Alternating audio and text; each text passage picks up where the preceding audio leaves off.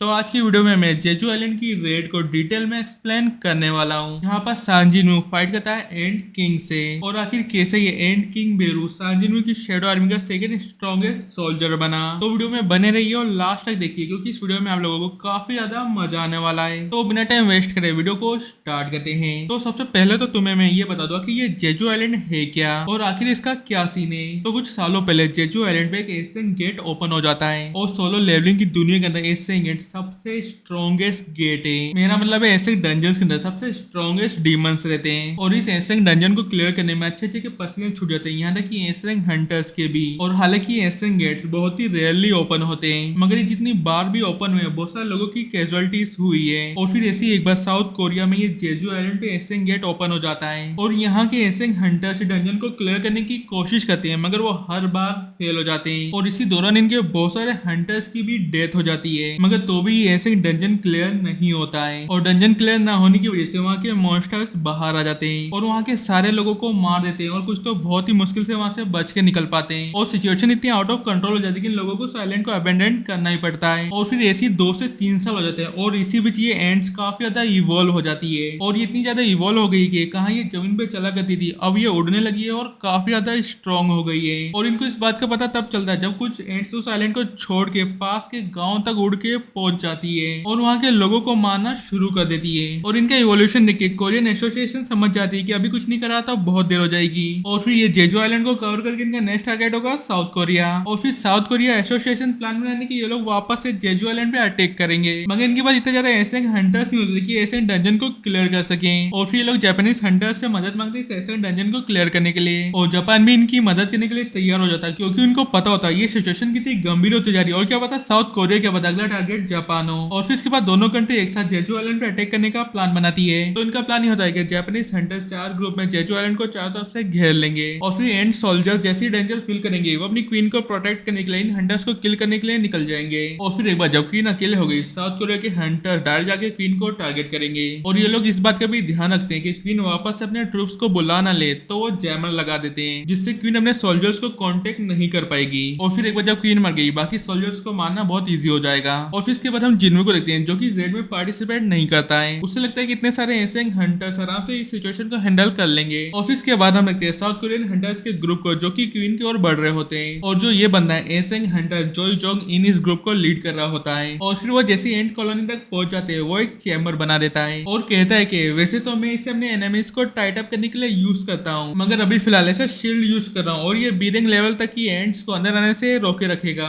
और फिर वो मेन एंट्रेंस का पता लगा लेते हैं और उसके अंदर चले जाते हैं। और फिर जोई जोंग इन अपनी टीम से बोलता है कि ये स्पॉनिंग ग्राउंड है, तो इसका मतलब है क्वीन का चैम्बर भी आसपास ही होगा। और इतने वो लोग इन एक्स को देख ही रहे होते हैं। मिस चा की नजर एक बड़े से एक पे पड़ती है और वो एक टूटा हुआ होता है और फिर वो बोलती है कि इसमें से क्या निकला होगा। और वो ऐसा इसलिए बोल रही थी क्योंकि उस एक के कंपेयर में बाकी सभी आसपास के एक बहुत ही छोटे लग रहे होते हैं। और फिर कुछ ऐसे हीलर होता है मिन ब्योंग ग्यू, वो बोलते मैं मान ही सकता कि इतना बड़ा एक एंड का एग है और आखिर इसमें से क्या निकला होगा, एक रॉयल गार्ड। और फिर पीछे से बैक बोलता है अभी फिलहाल हमारा गोल है क्वीन को डिफीट करना, बाकी चीजों के बारे में भूल जाओ। और फिर जो गार्ड चैम्बर को गार्ड कर रहे होते हैं वो आ जाते हैं इन पे अटैक करने के लिए। और फिर इन्हें देख मा डोंग वुक भी कहता है तो अच्छा ये है रॉयल गार्ड्स और लगता है हर एक रॉयल गार्ड एक ऐसे हंटर के बराबर है। और फिर सभी उनसे फाइट करने लगते हैं और इन दी एंड उन सभी को वो हरा भी देते हैं। और फिर मिस चा को स्मेल आती है, वो बोलती है ये पक्का क्वीन की होगी और वो ये भी बोलती है कि वो अपने गार्ड्स के साथ भी है। और फिर बैक बोलता है मुझे चेक करने दो और वो चेक करने के बाद कंफर्म कर देता है कि हाँ ये क्वीन ही है। और वो ये भी बताता है कि क्वीन सबसे पीछे है, उसको 8 रॉयल गार्ड्स गार्ड कर रहे हैं। और फिर हम देखते हैं ये लोग उनसे फाइट करना स्टार्ट कर देते हैं और जॉय जोंग इन एक फायर ड्रैगन बनाता है और कहता है कि नॉर्मली तो मैं अपने आप को रोके रखता हूँ, मगर आज मैंने एक भी माना अनयूज जाने दिया तो ये बहुत शेम वाली बात होगी। और फिर वो अपने फायर ड्रैगन से उन सोल्जर्स पे अटैक करना शुरू कर देता है और जो व्हाइट गिल्ड का मास्टर है बेक सीधा फाइनल फॉर्म में चला जाता है और डायरेक्ट क्वीन को टारगेट करता है। और फिर इसके बाद हम मांग डोंगसुन को देखते हैं जो कह रहा होता है कि मुझे क्वीन को इंगेज रखना होगा ताकि उसका ध्यान सिर्फ मैं पे ही रहे और सारे गार्ड जब तक मर नहीं जाते। और जो भी ये पूरी रेड चल रही होती है मीडिया के द्वारा जनता को लाइव दिखाया जा रहा होता है और हमें मीडिया द्वारा ये भी पता चलता है कि साउथ कोरिया इस रेड को कंप्लीट कर लेता है तो उनका भी नाम उन कंट्रीज की लिस्ट में आ जाएगा जिन्होंने एशियन डंजन को क्लियर करा है। तो इसका मतलब है अभी तक साउथ कोरिया ने एक भी एशियन डंजन को क्लियर नहीं करा है और ये जेजू आइलैंड पहला एशियन गेट है जो इनके यहाँ पर ओपन हुआ है। और अभी तक सिर्फ यूनाइटेड स्टेट, चाइना, फ्रांस और रशिया इन कंट्रीज ने एशियन डंजन को क्लियर कर रखा है। और फिर इसके बाद हम देखते हैं डोंगसुन एंड क्वीन को एंगेज रखने के लिए उत्साह होता है और वो भड़क भी जाती है और फिर इसके बाद वो डोंगसुंग और बैग पे लिक्विड से अटैक कर देती है और ये लिक्विड इन दोनों की हालत खराब कर देता है। मगर अच्छी बात यह है कि इनकी टीम में एसेंग हीलर है मिंग ब्योंग ग्यू जो कि इनको फुल्ली हील कर देता है और ऐसा होते देख एंड क्वीन भी समझ जाती है कि सबसे पहले उसे इस हीलर के बच्चे को टारगेट करना पड़ेगा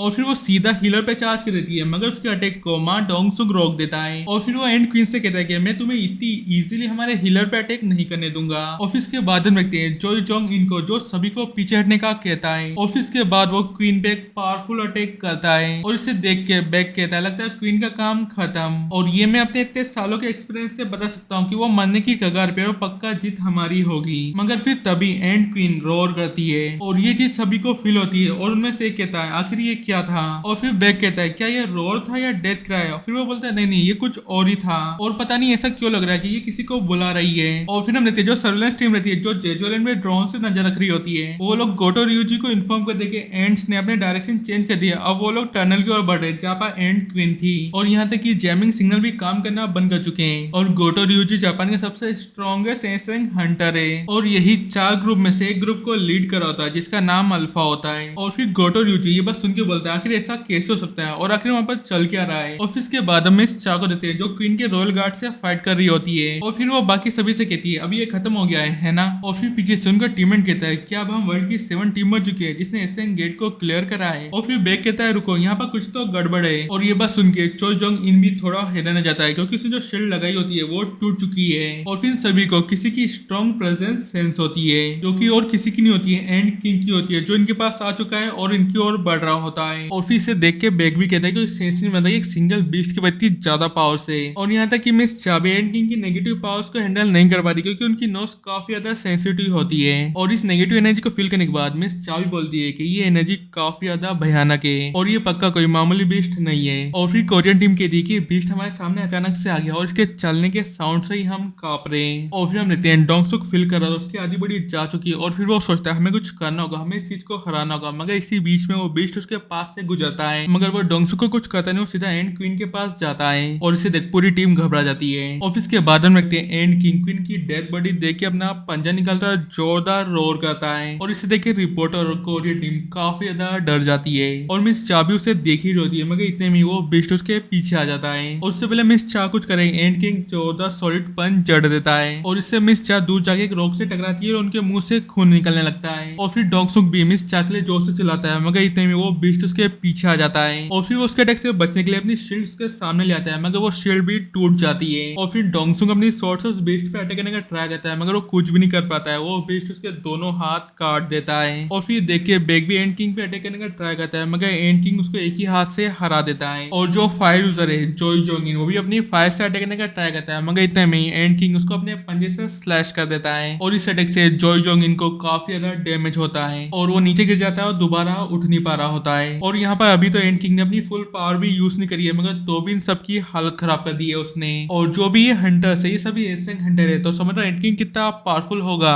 ऑफिस के बाद हम इस टीम के आर्चर को देखते हैं जो एंड किंग पे अपने एरो से अटैक करने वाला होता है और वो कहता है कि मुझे क्लियर शॉट मिल गया है और इस डिस्टेंस से मैं ये शॉट मिस कर ही नहीं सकता हूँ। और फिर वो उसके अटैक को शूट कर देता है एंड किंग की ओर और फिर हम देखते हैं उसका अटैक जाता तो उससे जगह है मगर उससे पहले एंड किंग को वो हिट होए एंड किंग उसे तोड़ देता है और इसे देख के लिम टाइग्यू भी सोचता है क्या इसने मेरे अटैक को ब्लॉक कर दिया। और फिर हम देखते हैं एंड किंग उसके पास जाता है और उसका एक जोरदार मुक्का जड़ देता है और फिर वहां पर डोंगसुक भी आता है जो एंड किंग को एक जोरदार धक्का देता है और उस झटके से एंड किंग थोड़ा पीछे चली जाता है। ऑफिस के बाद हम डोंगसुक को देखते हैं जो स्माइल करते हुए एंड किंग को बोलता है भले तूने मेरे हाथ काट दियो मगर हमारे पास बेस्ट हिलर है बियोंगू तो हम इतनी जल्दी हार तो नहीं मानने वाले। और हम देख भी सकते हैं वो क्यों बेस्ट हिलर है उसने डोंगसुक के दोनों हाथ को रीजनरेट कर दिए। ऑफिस के बाद हम बियोंगू को देखते हैं जो कि डिस्गाइज यूज कर रहा था जो कि सेल्फ डिफेंस स्किल है और ये बिल्कुल कैमोफ्लेज की तरह है मगर इसकी डाउनसाइड ये है कि तुम मूव नहीं कर सकते मगर अगर कोई हीलर है तो उसके लिए काफी अच्छी स्किल है ये। और फिर हम देखते हैं डोंगसुक एंड किंग पे अटैक करना होता है मगर उससे पहले एंड किंग उसके पांव पकड़ लेता है और कभी इधर और कभी उधर जो जो से पटकने लगता है। और ये देखिए बियोंगू काफी ज्यादा चौंक जाता है क्योंकि एंड किंग ने उसकी डिस्गाइज एबिलिटी में भी देख लिया होता है। और फिर बियोंगू सोचने लगता है कि मैंने मेरी डिस्गाइज एबिलिटी को यूज कर रखा है तो भी आखिर इसने मुझे देख कैसे लिया। और फिर एंड किंग बियोंगू को अपनी शार्प नजर से देखने लगता है और फिर हम देखते हैं बैग भी बियोंगू को कह रहा होता है कि जल्दी से यहाँ से भाग जाओ। और उससे पहले बियोंगू भागे और बैग कुछ करे एंड किंग बियोंगू के चेस्ट से अपना हाथ आर पार कर देता है और फिर ऐसा होता देख बैग बियोंगू ब्योंगू का नाम पुकार रहा होता है और फिर ब्योंगू बेग को अपने लास्ट वर्ड बोलता है, भाग जाओ यहाँ से,